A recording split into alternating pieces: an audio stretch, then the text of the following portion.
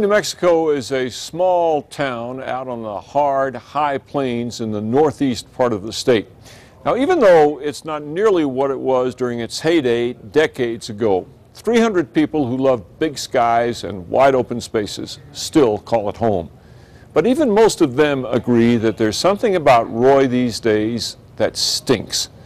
News 13's Kim Holland is on special assignment. People are smelling smells from it.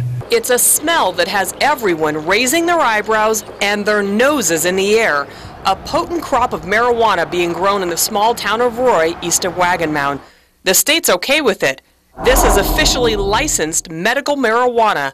Currently, 150 plants are growing in this greenhouse and another building on the property. Oh man, it's hard to take that, you know what I mean? This 68-year-old man lives right behind the marijuana grower. He says he deals with the weed stench almost every day. He said, you know, Grandpa, there's a funny smell. Yeah. It smells like skunk. Everybody knows about the marijuana house. We smelled the strong marijuana odor as soon as we stepped out of our car. That's the reason some people, I mean, we live out here, you know, it's kind of, because the air's clean. We tracked down the grower, Mario Gonzales, who owns a business called Budding Hope. He says it's harvest time, so the marijuana smell is quite strong. What people are smelling then is the bud? They are smelling the flower, the bud. It's similar to wildflowers that you smell in an open field on a certain early morning.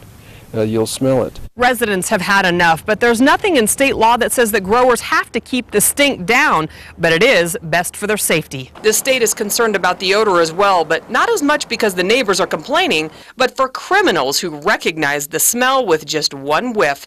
The health department wants growers to keep the smell down. It's not a requirement, but it's a big suggestion.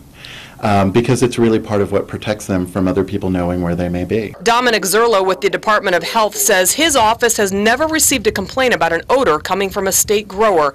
But most state-approved marijuana is grown in rural areas, not in the middle of a community like the house in Roy. One of the things that we do look at with the proposals is we do look to see what kind of filtration systems will the producers have. We asked Gonzales about that. You have different filters on order, you said?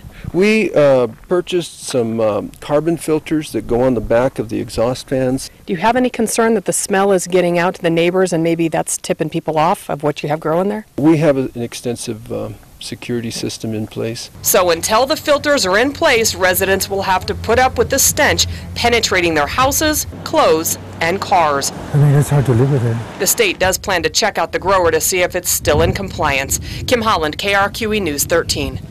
There are 25 state-approved marijuana farms in New Mexico, and more than 2,000 medical marijuana users are approved to grow enough for their own consumption.